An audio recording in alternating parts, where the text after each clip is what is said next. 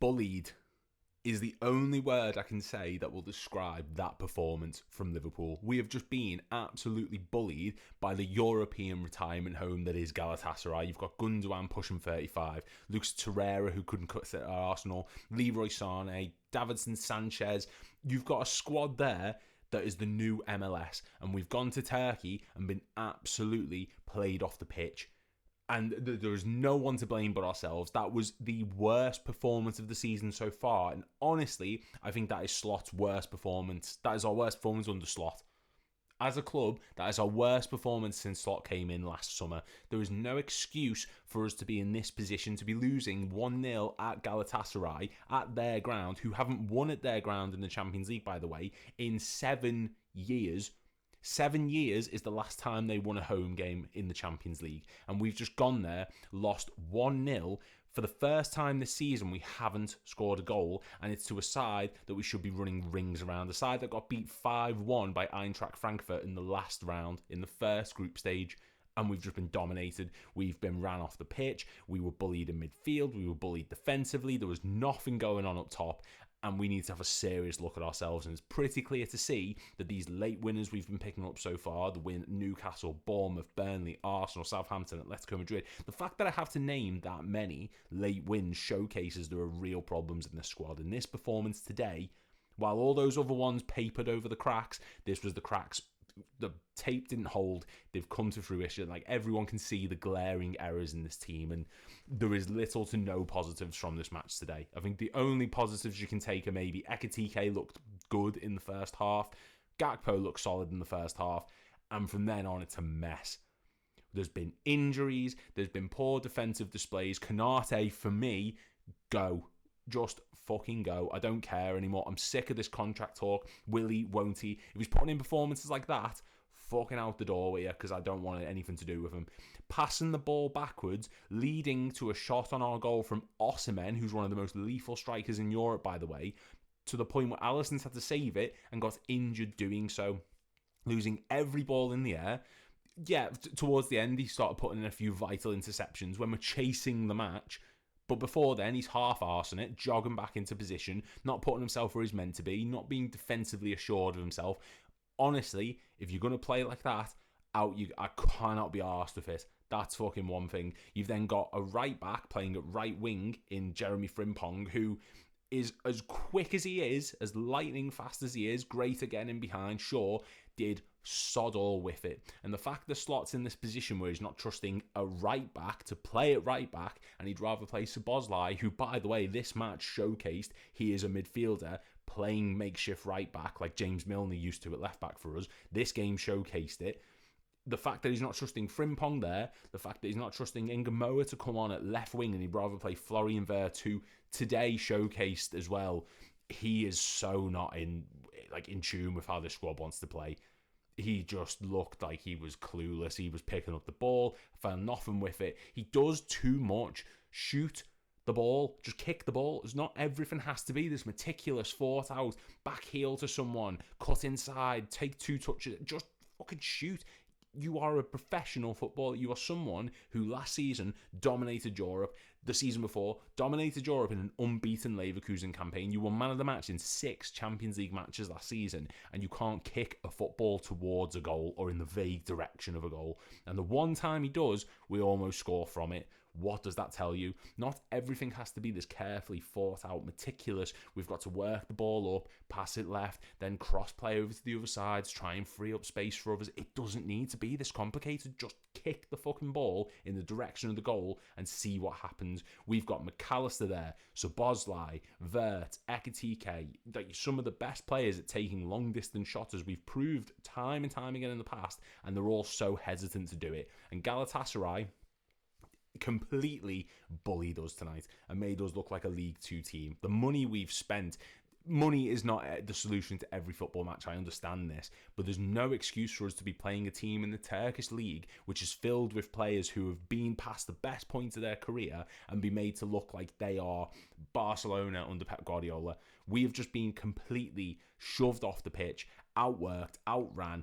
And last season you look at this Slot team and you think, right, if plan A doesn't work, there's a plan B. You look at the Man City game where we went to the Etihad, we sat deep, counter-attacked, and then you look at the Tottenham game where we won 5-2. They're night and day, chalk and cheese, the difference. There was a plan A, a plan B, a plan C, all the way to plan Z. This season, if plan A doesn't work, there is fuck all in our arsenal. Keeping the ball from goal kicks, trying to play it short into the midfielder when there is 3 players around him ready to immediately press him so that he makes a mistake or passes the ball back to the goalkeeper. Stop doing it. If it's not working, fucking hoof it long. Because when we did get it long, when Van Dijk started inverting it and passing it out to Frimpong or passing it out to Gakpo or Ekitike was there from goal kicks, miraculously we started making things happen and we started creating chances. But over and over again, we were not learning our lesson. And there was no one from that match. Alisson, sure. Ekitike first half, sure. Van Dijk first half, sure. Other than that, there was no one really from this game who can come out with their head held even half high. Curtis Jones, decent. The only player in that midfield in that first half, and even bits of the second half, who looked like creating something, absolutely fine. Kerkez, too far forward at points, won plenty in the air, but he's not useful in attack. Or in this match, he wasn't anyway. We know what he's capable of. But this game, he was useless on the left-hand side.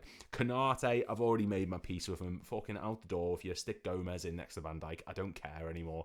Fucking put Reece Williams there. He's on the bench. He's on the reserves. I don't give a shit. Stick Endo at centre-back if you've got to, because Konate right now is playing like he just is pissed up, and I just do not care anymore. Right back, Szoboszlai. Can't give him too much flack because he's a makeshift right back who's been thrown there over Conor Bradley, an actual right back, and Frimpong, an actual right back. It tells you all you need to know about what Slot thinks of all them. You then go to the midfield. Jones, fine, decent, fair enough. Gravenberch was not getting any time on the ball. Anytime the ball went to him, immediately he was pressed. Immediately there was pressure on him. He had to pass it straight back to Alisson or back to the defender. And anytime he did spin, and this is something that really pissed me off more today, and this moment will pass, and when I do the 5 things we learned video tomorrow, this is something I'm going to touch on. Galatasaray can suck balls because the manner in which they constantly broke up play by fouling people, pretending to be injured, like Osimhen diving like he's been shot in the leg about 50 times in the match. The referee, every 2 seconds, stop, start.